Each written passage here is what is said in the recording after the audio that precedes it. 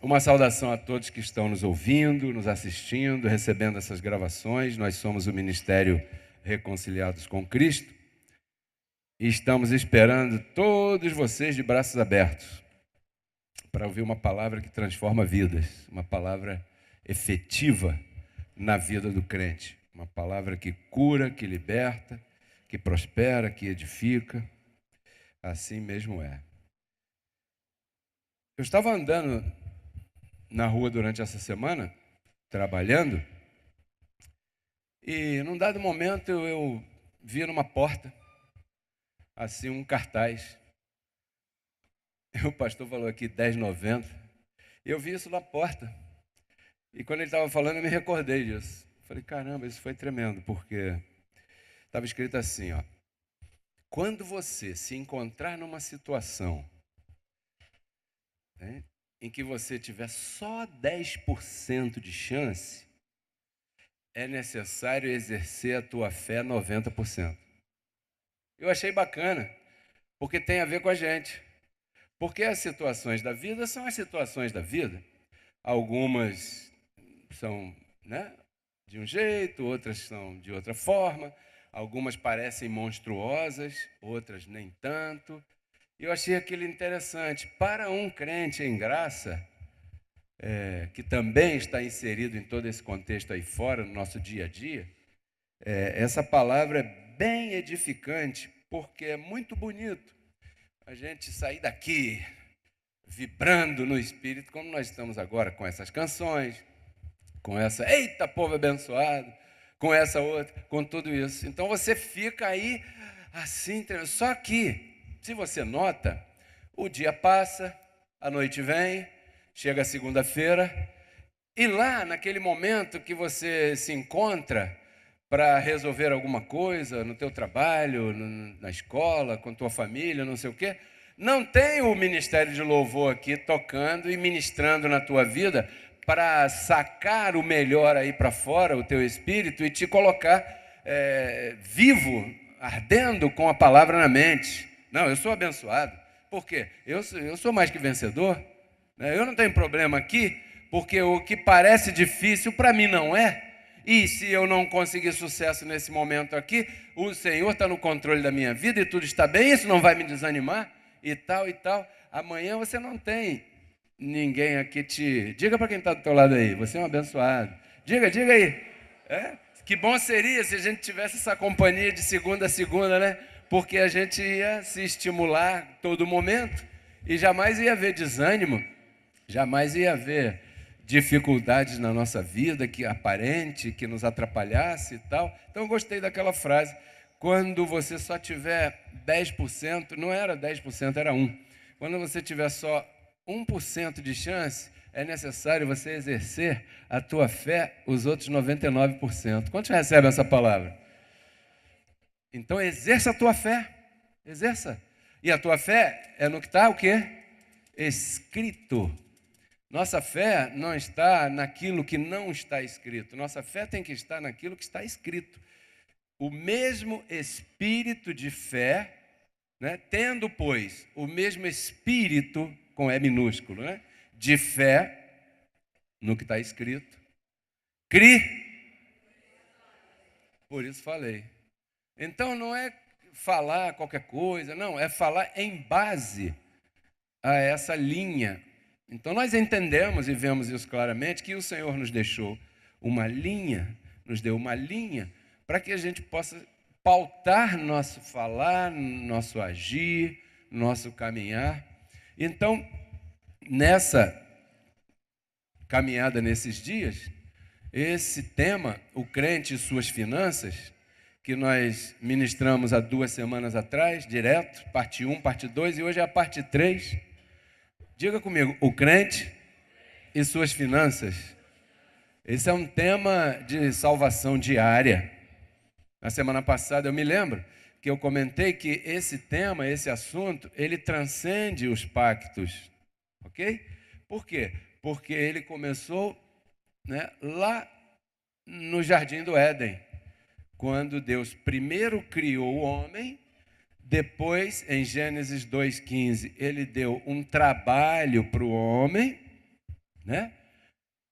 Para que você veja que o trabalho não é maldição por causa do pecado, né? O trabalho foi dado ao homem antes do pecado, e depois que Deus entregou meios e condições para o homem gerar recursos, ele deu e criou a mulher para o homem. Então, primeiro vem a condição para depois você assumir a responsabilidade, para depois poder seguir. E isso tudo tem a ver com as finanças. Não pense você que eu, o Pedro Kelly aqui ministrando, vou falar sobre quanto é que você tem que separar para pagar a conta de luz. Eu não vou falar isso. O crente e suas finanças tem a ver com uma organização na nossa mente que a gente deve ativar. E para isso a gente deve procurar os parâmetros.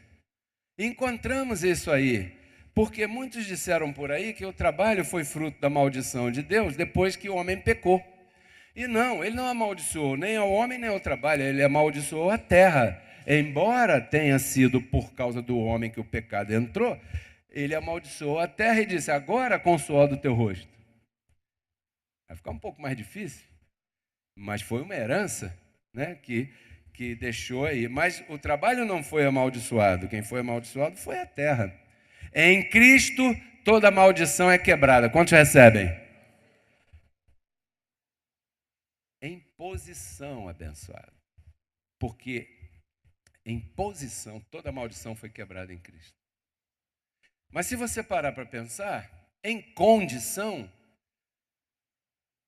às vezes a gente nota e vê que isso não está funcionando bem na nossa vida, pronto, para não ficar falando de A, de B e de C, né?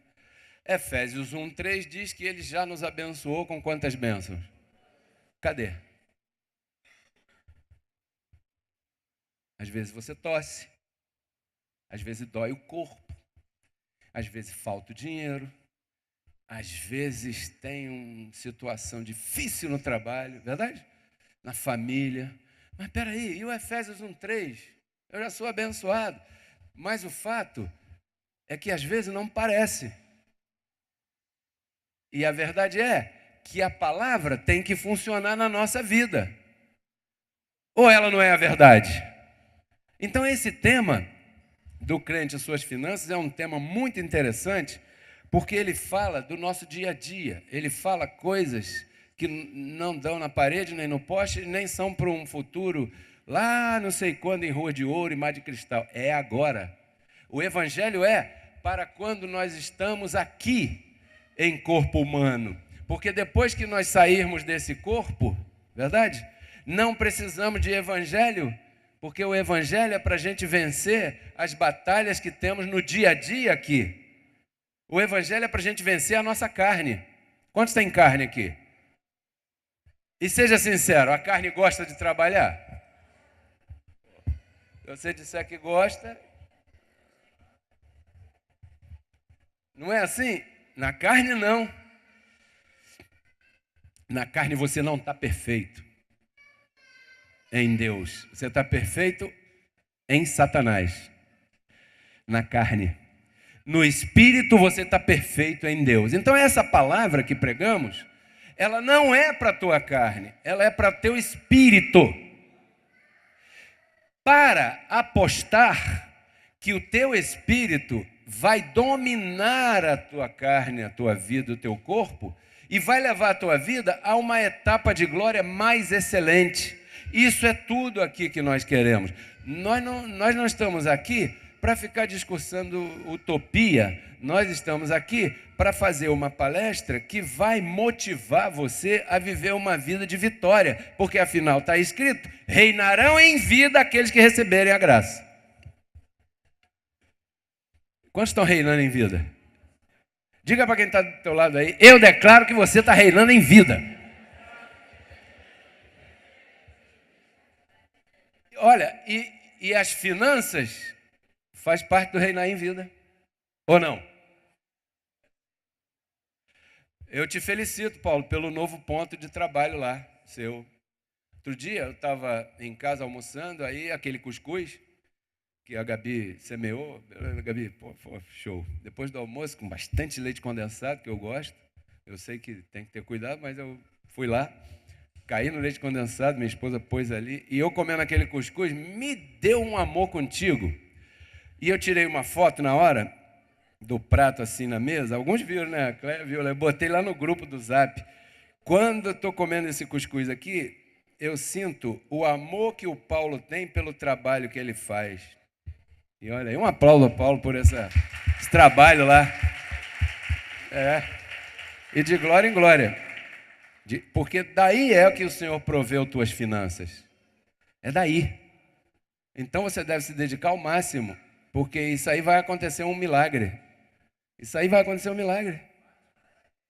A dona Fátima que cozinha, um abraço nela lá. Daí vai acontecer um milagre. O trabalho de vocês, o trabalho dos abençoados, das abençoadas, deve ser honrado, porque o trabalho é uma das manifestações maiores das bênçãos de Deus na nossa vida, que Ele já deu. Então, não desprezemos o nosso trabalho. Amanhã é segunda-feira. Nem todo mundo gosta da segunda-feira, porque tem que olhar para aquele chefe, tem que cumprir aquele horário, tem que fazer aquela tarefa, tem que não sei o quê, não sei o quê, não sei o quê. Por quê? Porque semana passada a gente estava falando. Quando a pessoa foca no trabalho somente enquanto vai ganhar, ela não tem prazer no trabalho. E se ela inverter isso, começar a desenvolver o seu trabalho com prazer, com gozo e com alegria, ela vai ver que aquilo que estava suposto a ganhar vai aumentando. Não duvide, vão chegando as promoções, vão chegando as ideias, vão chegando talvez até um outro trabalho mais excelente. Por quê? Porque o anjo está vendo que você está lidando bem com aquilo que você tem. Então, o que você tem hoje, se você tem uma caixinha assim e vende bombom, bala e doce ali no sinal, isso não parece muito diante de um empresário que é dono de uma agência de automóveis, por exemplo. Mas se você trata isso com a palavra, você vai tratar com orgulho. Você vai sair vendendo teu bombom no sinal com a maior alegria, com o maior gozo. Você vai vender mais bombom, vai beneficiar todo mundo, vai alegrar todo mundo, vai ficar famoso. Porque é uma pessoa diferente. Amanhã, segunda-feira, está todo mundo lá chateado, ainda mais se o time de futebol perder, né? Não fala comigo não, hein? Hoje não, de quê? E você chega lá cantando, eita, povo abençoado, ei, abençoado, melhor dia, ó, vai ser a melhor semana essa, hein? O quê? O pagamento já acabou, nem saiu, já acabou. Não é assim que as pessoas falam? Eu vou falar uma coisa aqui, não me leve a mal, um colega no banco que eu trabalhei antigamente, ele falava assim, ô Carneiro, ele me chamava Carneiro, pô, sabe que o pagamento é igualzinho à menstruação. Por quê? Porque demora 30 dias para chegar e não dura nem 5 dias, já acabou. Aí eu olhei, cara, para de falar isso. Ó.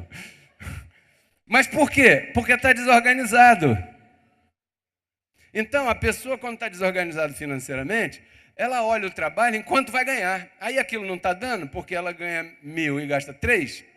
Aí ela, em vez de ajustar o que ela gasta, ela vai querer ajustar o que ela ganha. Aí, quando ela vai ajustar o que ela ganha, ela entra numa ciranda, que é uma bola correndo atrás de você. Se correr, o bicho pega. E você vê que o bicho... Não tem jeito. Essa é a boa notícia. 1 mais 1 é 2. Você tem que parar, frear. Espera aí, o que está errado aqui? E você vai ver porque o Senhor vai te mostrar. Então diga, o meu trabalho é uma bênção. Filipenses capítulo 2, verso 12. Se você trouxe tua Bíblia, abra aí. Se você não trouxe... anote, Filipenses 2,12, diz assim, a palavra, Evangelho. Portanto, meus amados, como sempre haveis obedecido, não como em minha presença somente, senão muito mais agora em minha ausência, dizia o apóstolo Paulo, ocupai-vos em vossa salvação, com temor e tremor. Quando nós lemos esse verso, nós, que estamos em graça, que entendemos a palavra, nós sabemos de que aspecto da salvação ele está falando. Alguém pode dizer qual é o aspecto? O segundo aspecto da salvação diária. Verdade, Angélica? Isso aí. Não está falando da salvação espiritual, porque dela você não pode aumentar, nem diminuir, nem nada. Isso aí, ou você é. Né? Então aqui está falando da salvação do dia a dia. Ocupai-vos nela. Quando você se ocupa na tua salvação, você lembra daquele versículo que Paulo falou. Agora, glorificai a Deus no espírito e no corpo, os quais pertencem a Deus. Não era dele. Isso aqui, depois da cruz, aí é dele. Porque lá na cruz ele pagou um preço. Ele pagou um preço pelo quê? Para comprar o terreno por causa do tesouro que está onde? Dentro. Mateus 13, 44. Porque em espírito você já era filho. Você foi adotado. Adotado não é legítimo. Você foi adotado na carne. Quando ele pagou um preço na cruz. Então agora você é 2 vezes dele. Teu espírito já era dele, sempre foi dele, não vai deixar de ser dele. E teu corpo não é teu. Diga para quem está do teu lado aí, o meu corpo e o teu corpo não são nossos. Tem um dono. A Bíblia diz que o homem estava andando na rua lá e viu um terreno, e lá dentro tinha um tesouro maravilhoso.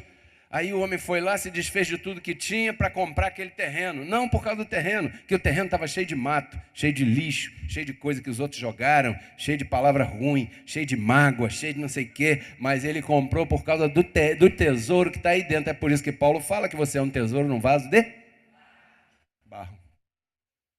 Caramba! Então eu vou me ocupar na minha salvação diária, porque agora o meu corpinho não é meu. Não me conhece segundo a carne, hein? Não, eu não estou te conhecendo segundo a carne. Eu só estou dizendo que se você beber água demais, vai te dar incontinência urinária.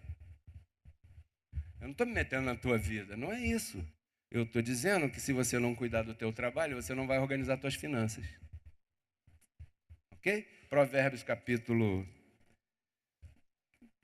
o quê? Espera aí. 10, verso 4.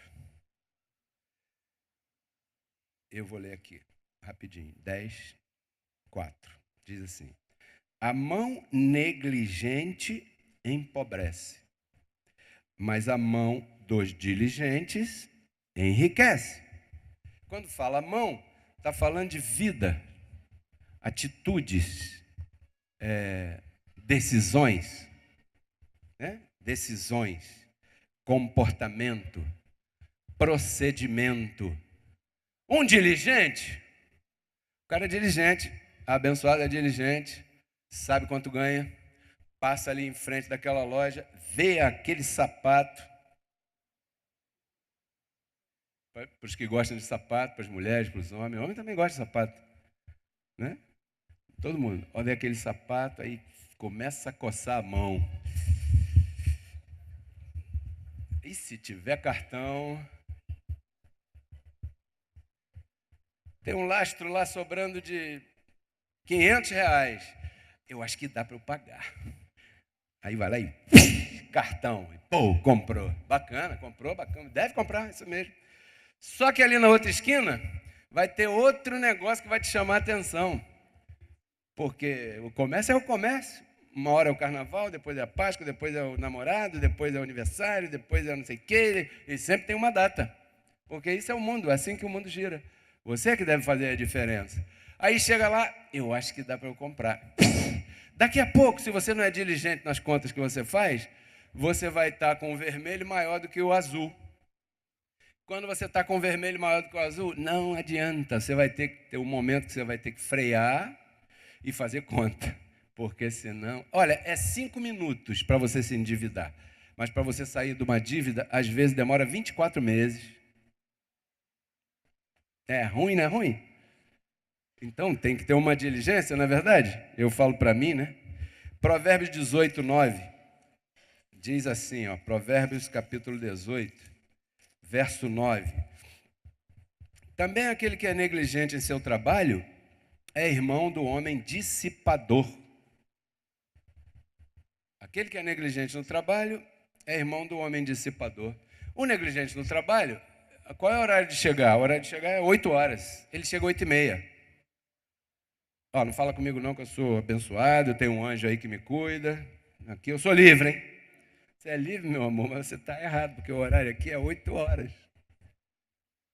Consequentemente, quando tiver que ter uma diminuição na despesa das empresas, quem é que vai ser mandado embora? O negligente. Por quê? Porque a Bíblia diz que ele é irmão do dissipador. O que é um dissipador? Dissipador, por exemplo, o dia está na serra, tem neblina. Aí está neblina, você não vê nada daqui para lá, daqui a pouco dissipa. Puf! Dissipou a neblina. Estava ali, mas agora não está mais. E tem pessoas que são dissipadoras de finanças. São pessoas que não têm a diligência em pé no chão, em colocar o pé no chão. Então, qual é a instrução do Senhor? Primeiro o trabalho, depois o compromisso, né?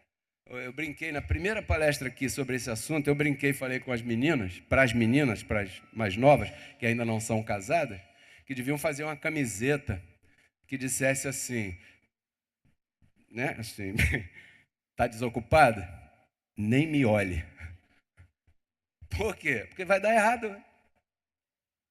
Digo em relação a casamento, eu não estou falando de relacionamento ali e tal, assim, não, eu estou falando de casamento, de compromisso assumido. Ué, se o sujeito não tem trabalho, como é que vai assumir alguém?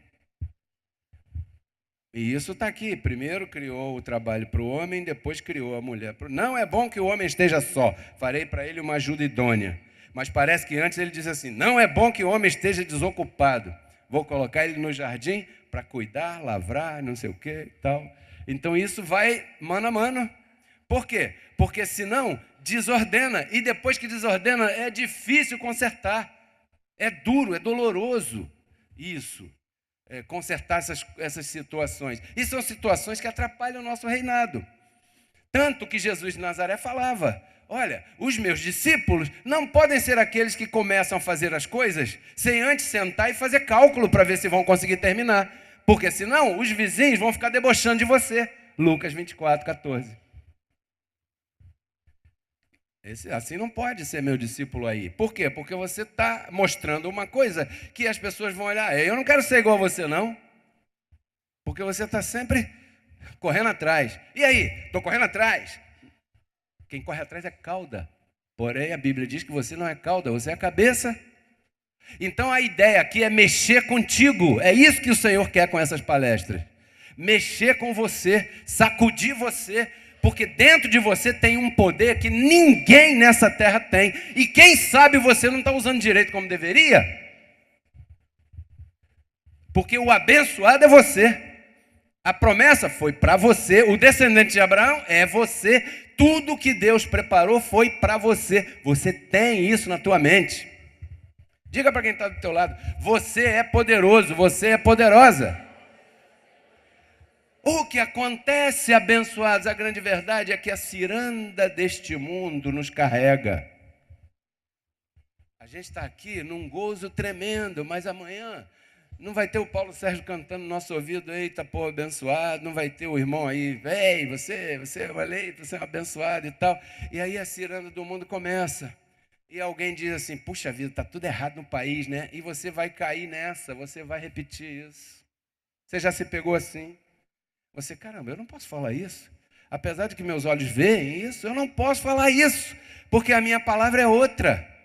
Mas cadê a coragem de você romper no meio daquele trabalho lá cheio de gente negativa? E você, cadê? Está na hora de você romper com isso, porque se você rompe com isso, o anjo imediatamente, plim, age na tua vida. E essa é a nossa intenção aqui. Então, Provérbios 19, 15, vem outra. Segura aí. A preguiça faz cair em profundo sono e a alma negligente padecerá fome. Outro dia, estava falando que a casa do preguiçoso é assim. Diz a Bíblia, o provérbio lá fala assim. Na casa do preguiçoso, o teto está infiltrando. Aí ele não cuida do teto, perde a casa toda. Por causa disso. Às vezes, né? A preguiça faz a gente deixar de lado muitas coisas. Às vezes na nossa casa tem uma gaveta lá que está meio solta. Depois eu conserto isso. E vai para onde? Eu vou fazer outra coisa. Ah, eu vou jogar bola. Ah, eu vou ver um filme. Ah, eu vou, não sei. Ah, eu vou para a praia. Ah, eu vou para o churrasco. E a gaveta? Não, tira essa gaveta aí, depois eu conserto isso. E nunca pega. É a gaveta, é a lâmpada, não sei o quê, não sei o quê. Daqui a pouco, por não consertar a gaveta, esses móveis agora são de papelão, né? Você não conserta a gaveta e ela faz parte do esquadro, mas ela já está assim torta. Não consertou, demorou muito tempo abrindo e fechando daquele jeito, daqui a pouco perde o armário inteiro. E o prejuízo é maior. Então a ideia é, existe na Bíblia uma palavra que ela encerra tudo que significa escassez. Tudo que significa escassez e pobreza na nossa vida, que pode acontecer na nossa vida, não recebemos, claro, é essa palavra negligência. O negligente é tremendo. O negligente você não pode contar com ele.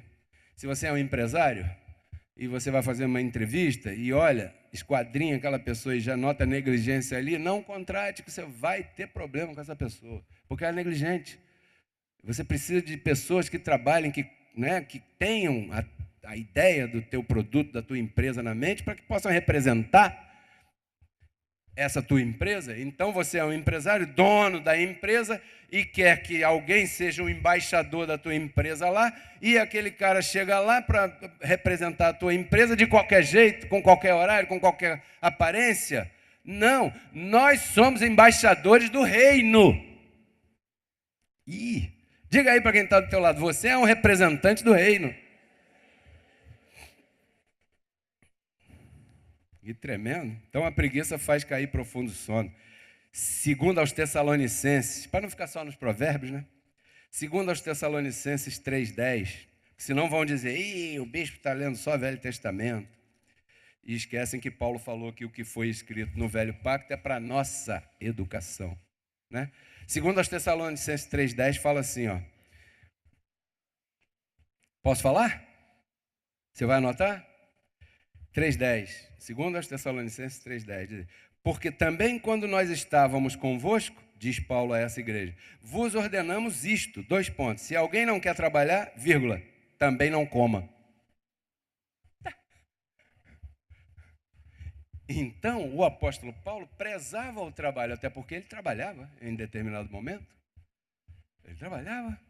E essa palavra aqui é uma palavra que, peraí, o que Paulo está dizendo aqui? Eu vou ler o contexto para você do verso 6 em diante, segunda aos Tessalonicenses, capítulo 3, do verso 6 em diante, diz assim, porém, vos ordenamos, irmãos, no nome do Senhor Jesus Cristo, que vos aparteis de todo irmão que ande desordenadamente e não segundo o ensino que recebeste de nós. Hello. Porque vós mesmos sabeis de que maneira deveis imitar-nos, pois nós não andamos desordenadamente entre vós, nem comemos à toa o pão de ninguém, senão que nós trabalhamos com afã e fadiga dia e noite, para não ser pesados a nenhum de vós. Olha que tremendo. Porque não tivéssemos direito. O apóstolo Paulo diz, sim, eu teria direito, eu tenho esse direito, mas não que não tivéssemos esse direito, senão por dar-lhes nós mesmos um exemplo para que nos imitasseis. Porque também quando estávamos convosco vos ordenamos isto, se alguém não quer trabalhar, também não coma, porque ouvimos que alguns dentre vós andam desordenadamente, não trabalhando em nada, senão se metendo naquilo que é alheio. Aos tais mandamos e exortamos por nosso Senhor Jesus Cristo, que trabalhando sossegadamente, comam o seu próprio pão. Quantos recebem isso?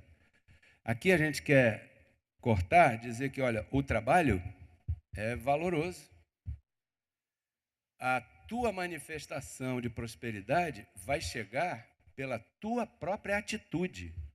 Não espere de mim que a tua prosperidade passe primeiro por mim para chegar até você. Não, senhor. Procure você agir assim como a instrução que está sendo dada. Por que digo isso? Porque no ministério anterior cometemos o erro, porque é muito bom, o ministério é lindo. Esse ministério, quantos gostam desse ministério? Aqui. lindo. E aí as pessoas às vezes se chegam a nós.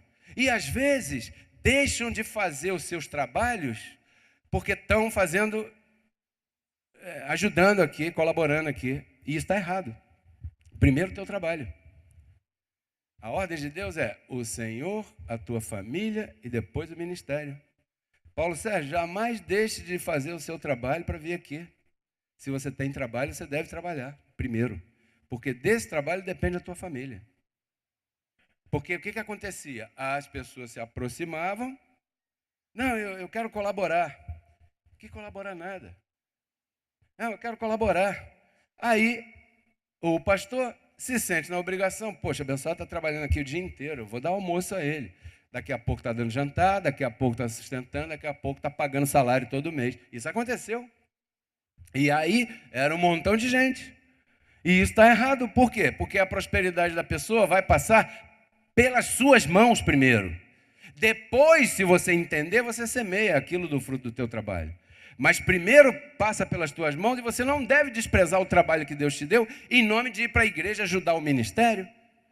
E tinha pessoas que não iam ajudar o ministério. Tinha pessoas que iam fugir do marido, que o marido é chato pra caramba. Eu vou para a igreja trabalhar para Jesus. Fugir da sua vida. Fugir dos seus problemas. Que não aguento mais, não tem como encarar isso. Eu vou para lá. Eu ia para lá. Porque vai transformar, então eu estou lá e me livrei desse.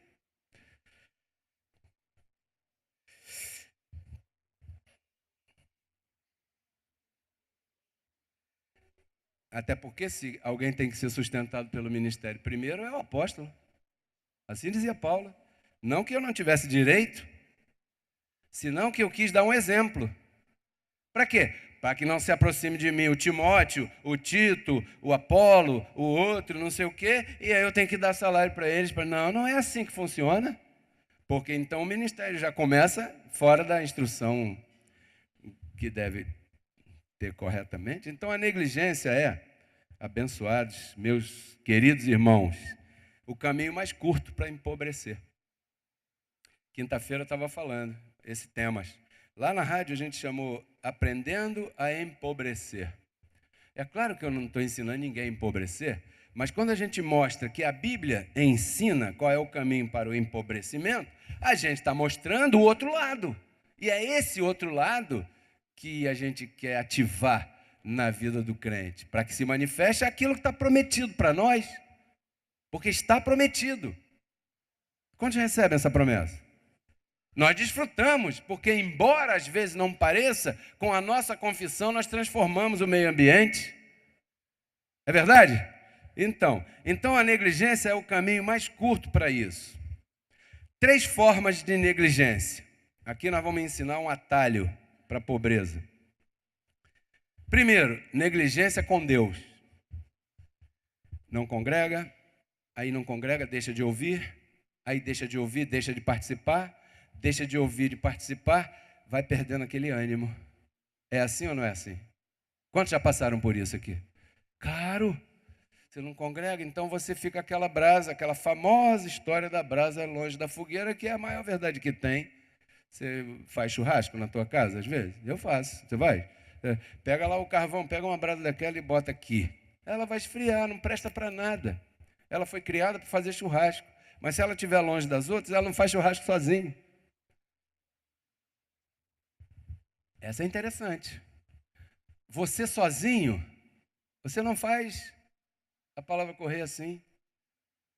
Isso é negligência. Porque a instrução é não deixando de congregar, como é costume de alguns. É claro que tem situações, e essas o Senhor sabe. Mas a minha função aqui é te estimular. Quantos recebem isso com muito carinho? Te estimular, você não deve deixar de congregar, porque quem sofre é você, o ministério segue. Quem sofre é você, então não pode negligenciar ouvir, né?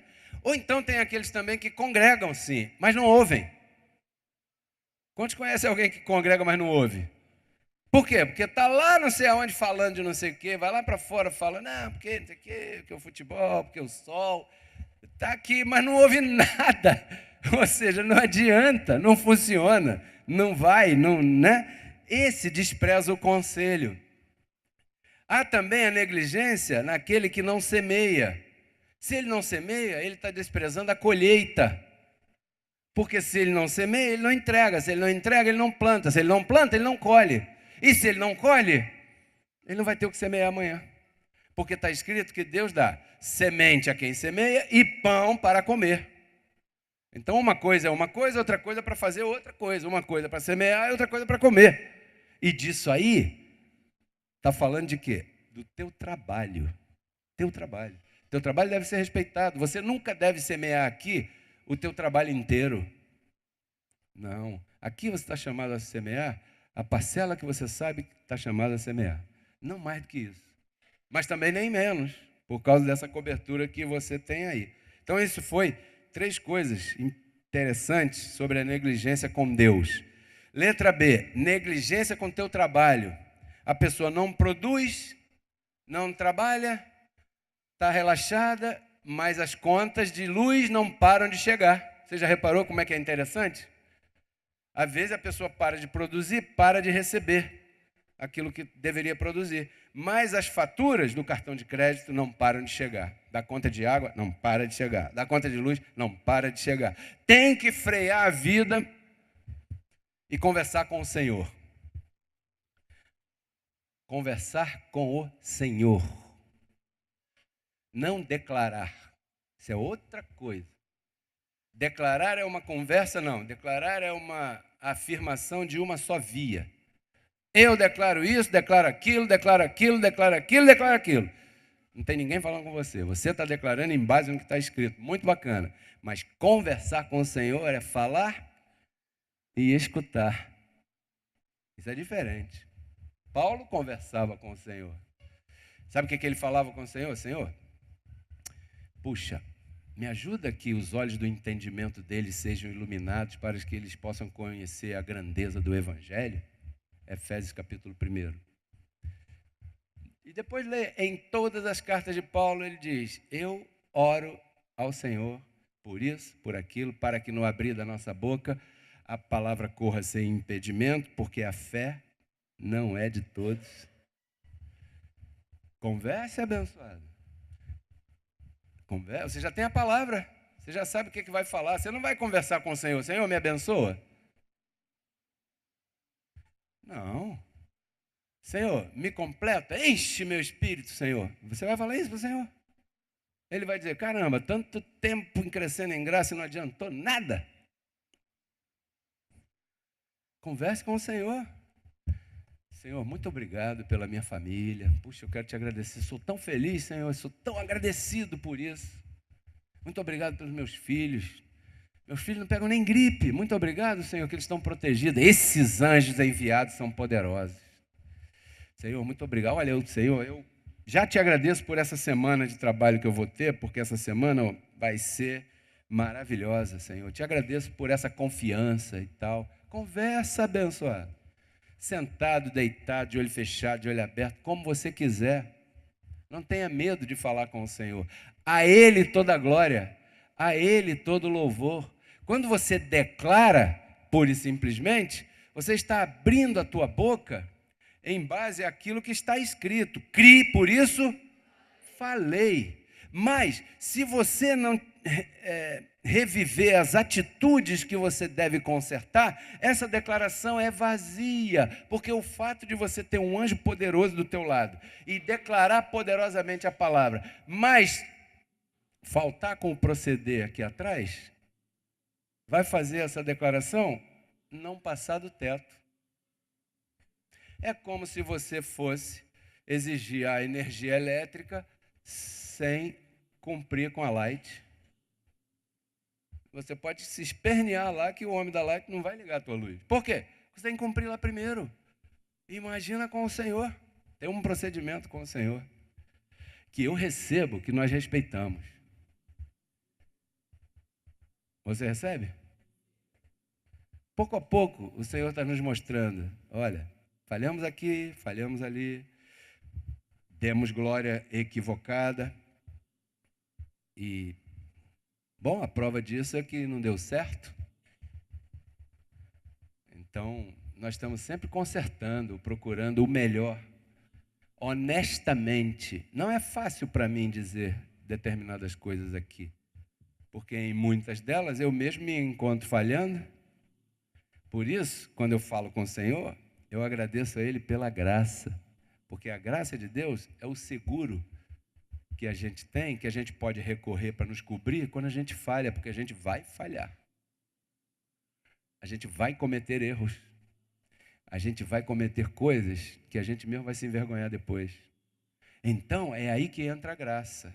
Ah, Senhor, obrigado pela tua graça, porque tu é o primeiro que não me conhece segundo a carne. E aí a tua vida começa a entrar num parâmetro. E a última, negligência com a família. Quantas vezes a gente cometeu isso? Negligência com a família? Sim, tem família, mas age como se não tivesse. Você quer ver uma coisa aqui? 1 Timóteo capítulo 5, verso 8. Ah, papai. 1 Timóteo 5, 8. Anote isso aí. Isso é importante você saber, ó. Porque se alguém ou algum não provê para os seus, está falando aqui de trabalho, está falando aqui de assumir, de cumprir com a responsabilidade que você assumiu. Se alguém não provê para os seus, e estou falando Paulo, hein? Evangelho da Graça, e principalmente para os da sua casa. Quem são os da casa? A esposa, os filhos, né? Ali, se não provê para os seus e principalmente para os da sua casa, negou a fé e é pior que o incrédulo. Então, o abençoado tem um filho, gera um filho, uma filha, ou quem seja, com uma pessoa, e depois larga aí ao Deus dará, é pior do que o incrédulo, diz o Evangelho da Graça. Mas talvez você nunca antes tivesse visto esse verso. Talvez você nunca antes tivesse pensado assim, caramba, a graça fala isso? 1 Timóteo, capítulo 5, verso 8. O apóstolo diz: você deve honrar aqueles que o Senhor colocou para que você honre. Por isso é que às vezes eu vejo na vida da minha mãe, como é que ela pode ainda guardar dinheiro, recebendo a pensão que meu pai deixou para ela, que não é muita aos olhos humanos. Mas como é que ela consegue? E eu começo a analisar e esquadrinhar atitudes que mesmo na ignorância em relação a decorar versos bíblicos, mas ela tinha um procedimento em linha que meu pai deixou, que eu tive um exemplo em casa, que hoje eu desfruto. A minha família não precisa gastar dinheiro comprando remédio para minha mãe quando ela precisa, porque ela tem de onde tirar. Por quê? Porque uma pessoa ali só foi diligente no trabalho. O velhote que morreu. E quando ele deixou a pensão para ela, deixou a casa dela, deixou tudo organizado para ela, eu fui com ela. Todo mundo diz, não, que eu estou há 1 ano para receber a pensão e não recebo. Ela demorou 22 dias. Por quê? Porque ele era diligente, ele tinha uma pastinha com cópia documental, cópia documental, cópia documental, cópia documental. E ele chamava pastinha do amor. Eu recebo que você faça essa pastinha na tua casa. Porque se você vier a faltar, como dizem por aí, a tua esposa tem que saber quanto você tem no banco, qual é a senha do cartão, qual é não sei o quê. Porque eu já vi tantas mulheres que o marido morreu e ela ficou assim, e agora? Mas você não sabia disso? Não. E também não. E aquele também não. O que faltou? Proceder. E é isso que nós estamos falando aqui. E isso é salvação diária.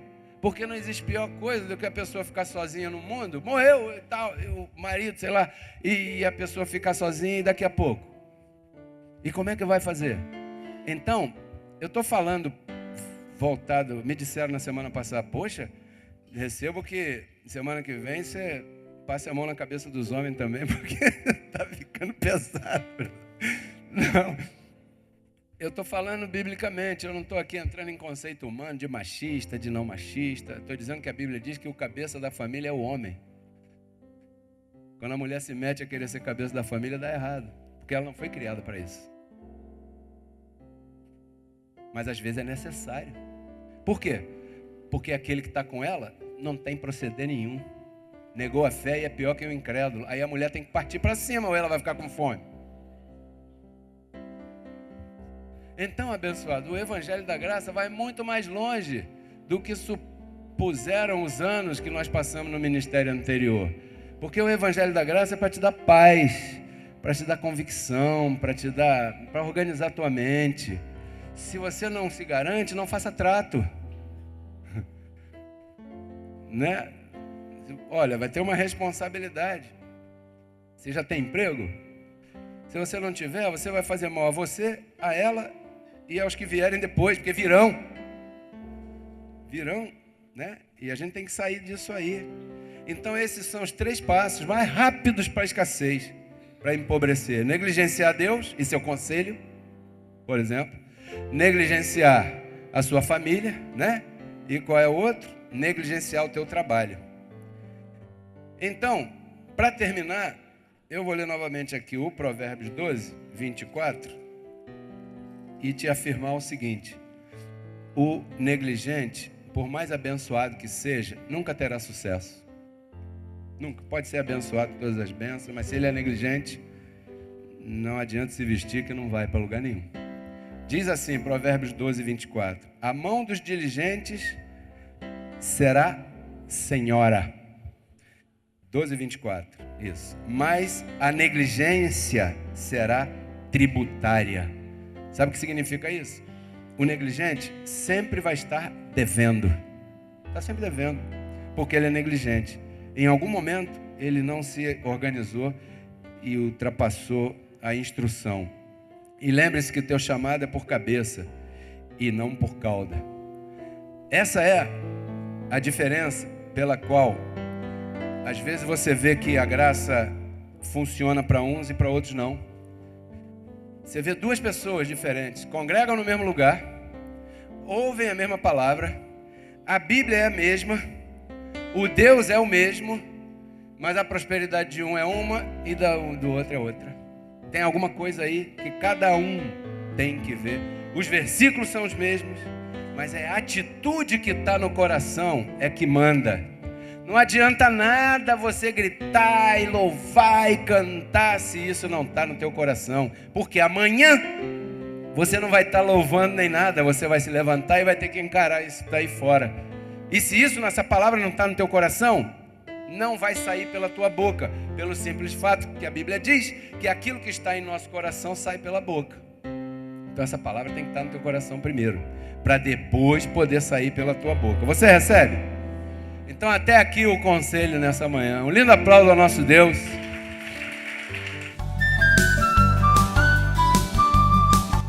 Porque Cristo na cruz não transformou a nossa carne, né? Ele resgatou o nosso espírito. A Bíblia diz que Deus estava em Cristo reconciliando consigo os seus filhos, né? E nos entregou a palavra da reconciliação. E a palavra da reconciliação é essa que nós pregamos, abençoado.